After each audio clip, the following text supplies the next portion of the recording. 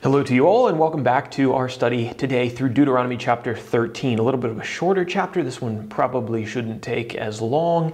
If you want the PDF that's going to appear on your screen so you can go through more of this information in depth, you can get it for free on our website. Not much has changed on the first page of our outline. It's very similar to the chapters that we've covered before, so we are going to go through it somewhat quickly. But again, if you want the information in more depth, there is the PDF for you. So when did the events of this chapter take place? We are still in about 1450 BC. Moses is talking to the Israelites right before they enter the land of Canaan, right before Moses' death, actually. For our main characters in this chapter, we have the Israelites, the nation of Israel, the descendants of Abraham, Isaac, and Jacob. We've also got Moses, who is their leader, who has been appointed by God.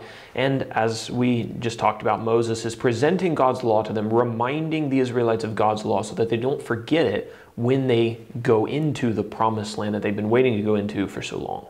And then moving down to our last section on this page, the where section, geographically, where did these events take place? This happened in Moab, which you'll see just to the east of the Dead Sea. This was near Pisgah, Mount Pisgah, which you'll be able to see on the map. Chapter 13 is mostly about how to deal with people that were promoting idolatry, how the Israelites were supposed to deal with them. And I've got it all under one section, verses 1 through 18. So let's talk about this.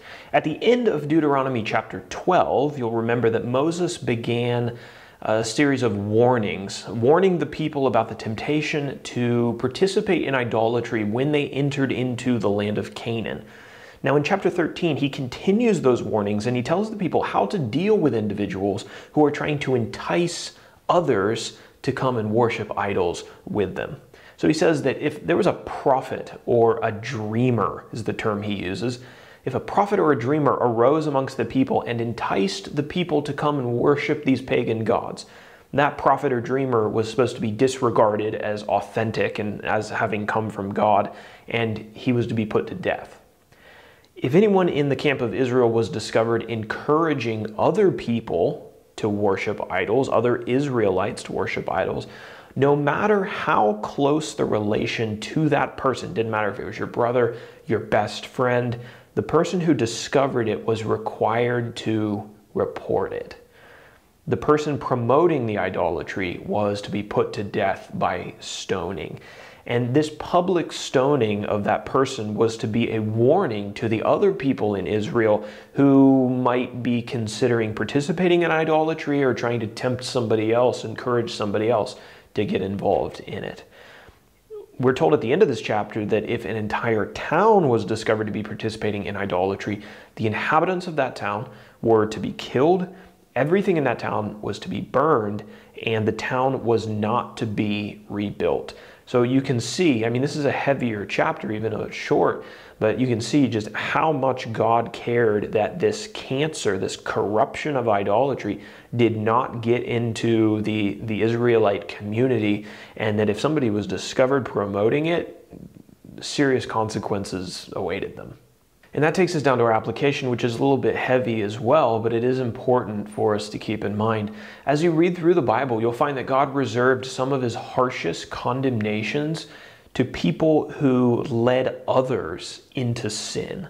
Jesus, during his time on earth, during his ministry, in Matthew's writing, he's recorded as saying this, quote, "But whoever causes one of these little ones who believes in me to sin, it would be better for him to have a great millstone fastened around his neck and to be drowned in the depths of the sea." So Jesus is saying it would be better for a person, their ultimate fate would be better if they would just drown themselves now than if they had to meet God after having lived a life of dragging other people, enticing other people into sin, taking people who worshiped me, who loved me, and inviting them into their sinful lifestyle and pulling their affections away from me. It'd be better if they just drowned themselves now.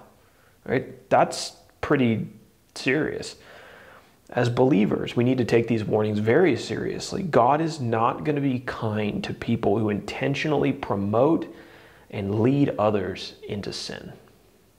So that chapter is definitely more on the serious side, and we should meditate on serious things from time to time for sure. But to lighten things up a little bit, when you're done meditating on those, I have some footage of some cute kittens that showed up our house this morning, and we've been feeding them and petting them, and we probably shouldn't be, but we did anyway, so enjoy some cute kittens.